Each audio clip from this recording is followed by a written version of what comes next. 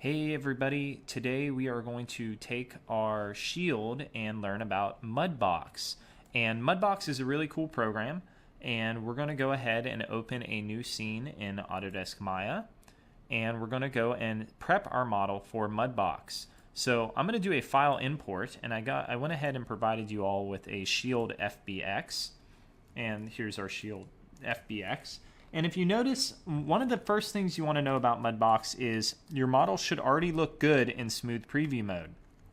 So if I hit 3 and my model looks okay, I've done something right. And what I've done to help it is I put these kind of stabilizing edges within the scene. So right when you would have a important edge, I would kind of put a kind of protector around it, so an edge loop around it to kind of hold it from distorting from its original form.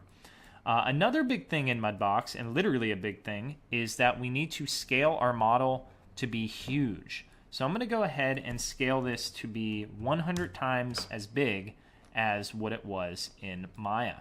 And I want to make sure I actually had my complete model selected. So let me go to my outliner and grab the complete model, and let's scale that by typing 100 and all the values. That looks good.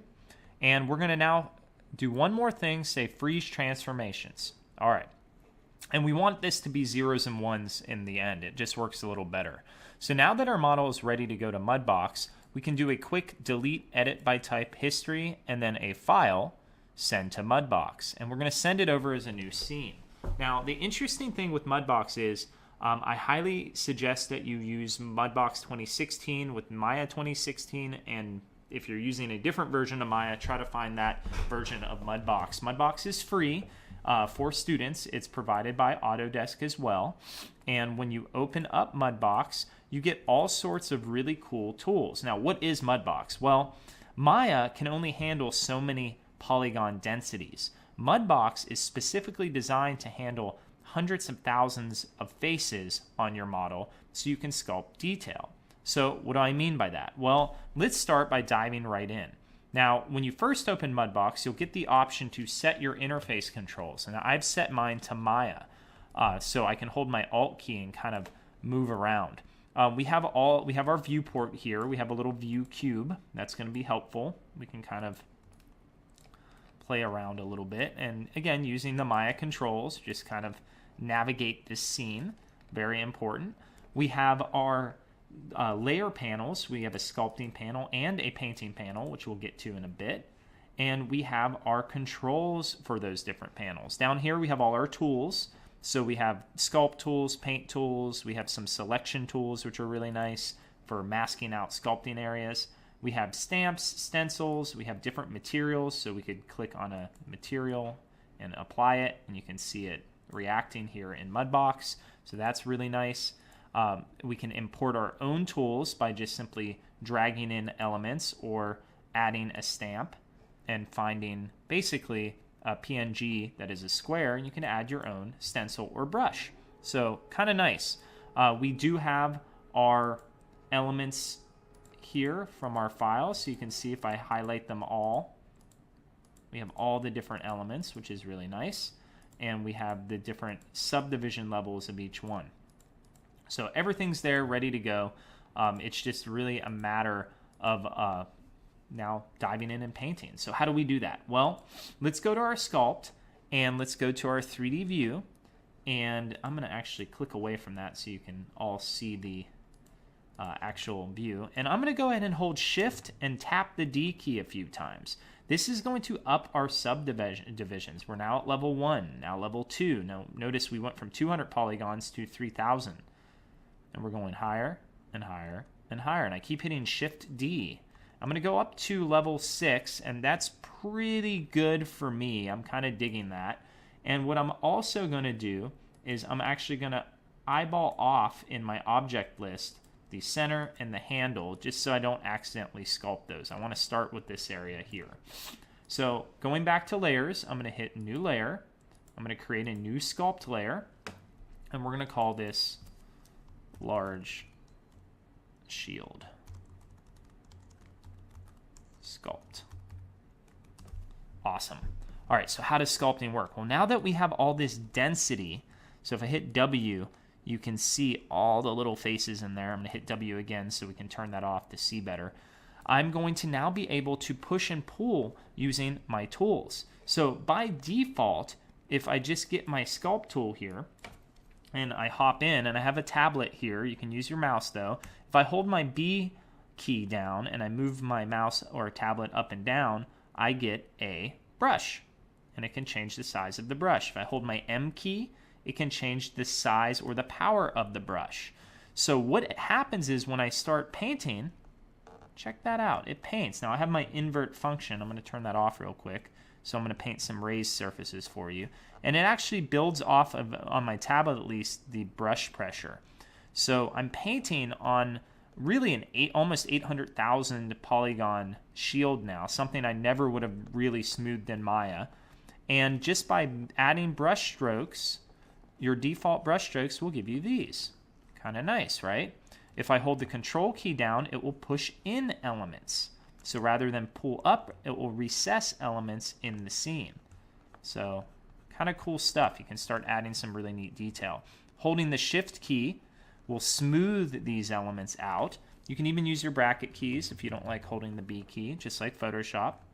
And we can kind of smooth away certain areas and kind of get a little more subtlety. The great thing is we're painting on layers, so that is easily removable. I can add more layers, I can add groups, I can play with the strength of these layers. So if I painted too hard, I can turn them up and down. And that's just the default brush. So if I move into using images for my stamp, for instance, let's use this image. Now when I paint, I don't know if you guys can see that. I'll make it kind of big and ugly. Now I can paint texture. It's pretty cool, right? I can even turn on randomize, and that will allow me to get overall texture painted. So if I want to have kind of this, maybe a brushed metal feel to this shield. Now, as I paint, again, I can turn on and off a layer. Let's go ahead and add a new layer just to see what it looks like. And if I go and paint on this new layer, now that's just on that layer. So I'll undo that. Let's say I only want to paint the center of this shield. Well, what I can actually do is freeze things using my selection tool. So I have my UV set up in a specific way that if I grab using my UV shell selection tool and I say edit and I can say freeze selected, now I can just paint, let me go back to my sculpting tool, I can just sculpt in here. So it's actually a really kind of neat thing. And so if I unfreeze selected or unfreeze all, let me go back to my UV shell tool and let's select just this inner area and let's do a edit freeze selected. Now go to my sculpt tool. Now if I start sculpting on this layer, and I need to turn the layer on, that would help, it's not going to, nothing's going to sculpt here anymore. See, just on the edge. So if I wanted, for instance, maybe scratches, but I don't want them to carry over into the middle of the field or the shield, I can go ahead and maybe put like a scrape brush going, and I can even, let me hit B here a little bit, and let's up our magnitude. And again, turn that layer on. I don't know why it keeps going off. And we can kind of paint away different damage. So really just have fun with it and kind of go to town and see what you can make. You can add your own brushes. Again, you can add your own kind of appearance. Again, it's not messing with this layer down here at all. You can see that layer has been isolated and frozen. So it allows me to really go through and add some kind of cool detail within this area. So we'll keep kind of painting this away. Really nice. You can see I've kind of carried over into my back of my shield, so I'll have to go kind of clean that up later. But rather a nice move, and if I go and isolate it, I have things like eraser tools, which you can go in and kind of start to push back. It depends what layer you painted them on. Obviously, I've painted these on different layers, so I would have to go to those different layers and just erase. So we don't want to push them too hard, right? There we go. All right, so now I can go to Edit, Unfreeze. We'll unfreeze all. Now we have kind of unique textures. This isn't the best texture in the world, but it will do. And we can kind of go through and continue to add to this. So let's add another sculpt layer, and let's go ahead and move this to the top. And let's isolate some more of these areas. So I want to isolate this part and this part.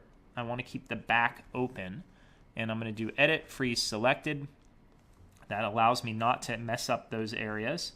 And I'm going to zoom out here. And let me show you some cooler things we can do. So if I put a stencil in the scene, so let's say we want wood planks. Let's go and look for some good wood planks from the default textures. So I never can find them right off the bat. I always end up clicking on all of them. If you hover over them, they'll actually give you like little feeling or little kind of tool settings. So cool. All right, these are wood planks. Now, if I want to paint these and sculpt these on the back, I can go to my sculpt tool, and I'm going to just use kind of a softer brush here, and that's actually a little too harsh of a brush. So let me turn this on. If I hold the S key, I can kind of scale these and rotate these to the proper scale. It gives you a little kind of tool over here. And now here we go. Now I can go in. And I don't want to raise it too much, so I just want the subtlety of these. So there we go. And I'm going to sculpt in the picture detail. Now that means you can put in any picture you want that you find, and you can actually paint it onto your texture, and this eventually will be your normal map. So again, if I want to flood a certain area, if I don't want to do all that painting, because I've frozen everything, if I hit flood, it's kind of hard to see now, but it actually did that for me. So now when I go to unfreeze all, edit, unfreeze all, I have different layers of sculpting on different scenes, and it's rather nicely done, if I say so myself. So pretty cool looking things. So what else can we do here? Well, let's save this file. We're going to save it while we have it. We're just going to call it, we'll put this on the desktop, just call it untitled, that's fine. File extension must be mud. Okay. I thought it was mud. So I thought that's what that meant, but okay.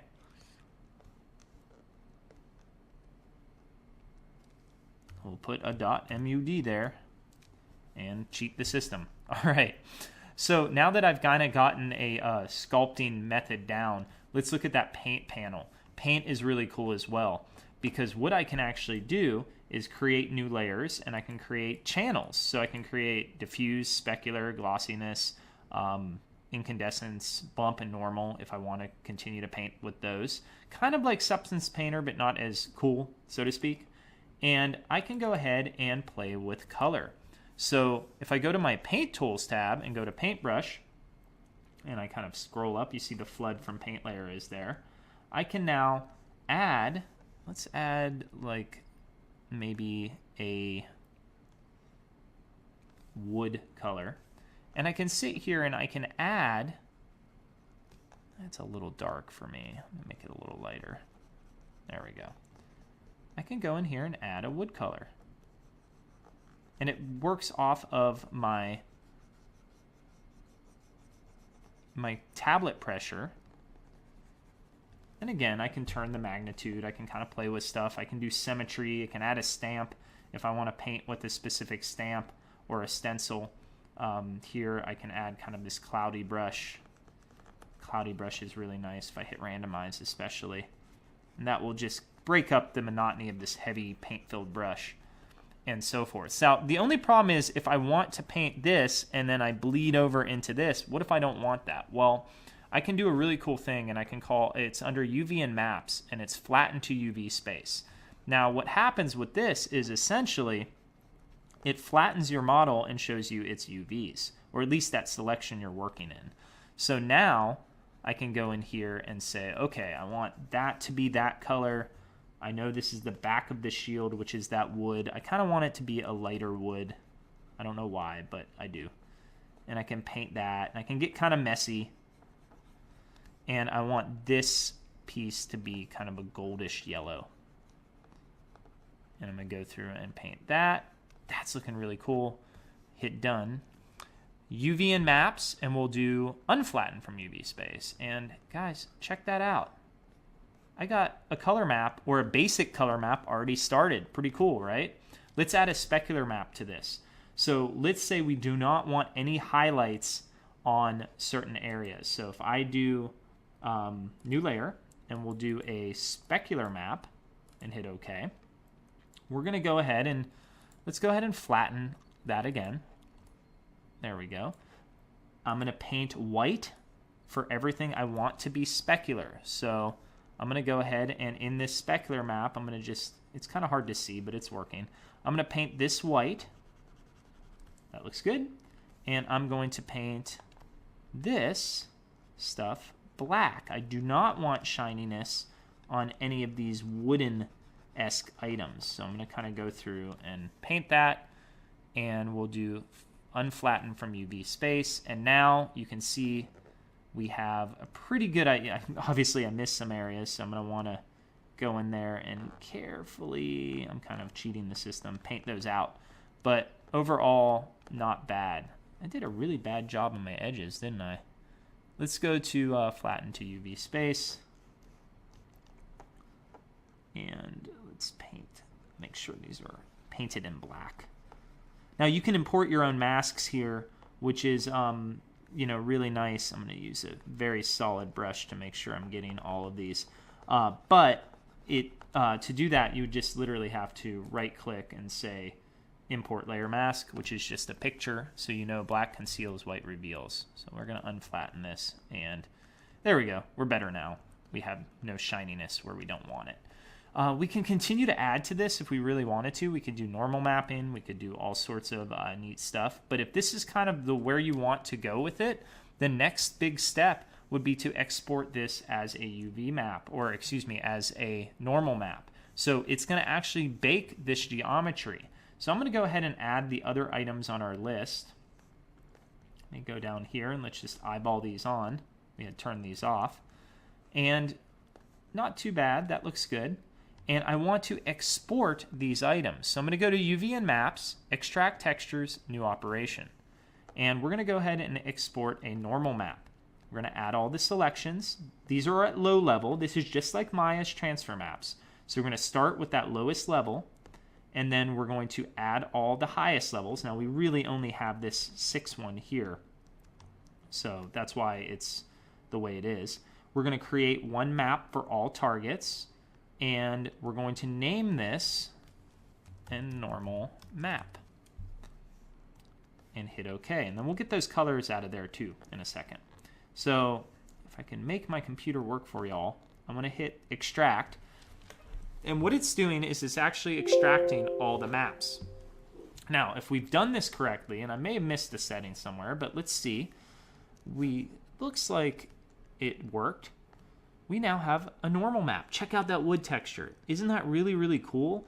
Well, it baked it for us. So now we can take this into Unity or Unreal, and we can use this in a real-time engine. It will give us the illusion of having 800,000 polygons without the actual poly count. Now, how do we get these materials out of here? Well, not too bad. If we go back to our paint layer, you're going to notice a kind of a visual difference here in our scene. But if we go back to the paint layer, you'll see the normal map has been applied that we just baked. So that's why it kind of looks the way it does. If I turn that off, you can see I have some artifacting and things I would need to clean up in my final normal map. It's not 100% perfect, but some Photoshop work will really hide some of these areas. I don't really need that, but these maps are super easy to get rid of, or get rid of in a good way, I should say. All we have to do is right-click and say Export Selected, and we'll call it Color Map. And we'll right-click on the paint layer and export. And we can also merge these layers if you have more than one and call it Spec Map. Ladies and gentlemen, check this out. You've just started the texturing process in a relatively quick way. So we have our color map, We have our specular map, which you can see I painted pretty gnarly. And we have a normal map, all from MudBox. So now we can apply these maps to the original Shield FBX, that's the lower model one, and we're good to go. So hopefully you guys explore MudBox and all that you can do with it. I'm really looking forward to seeing those subtle texture / modeling details that you can get with the normal mapping process, and I look forward to seeing your results.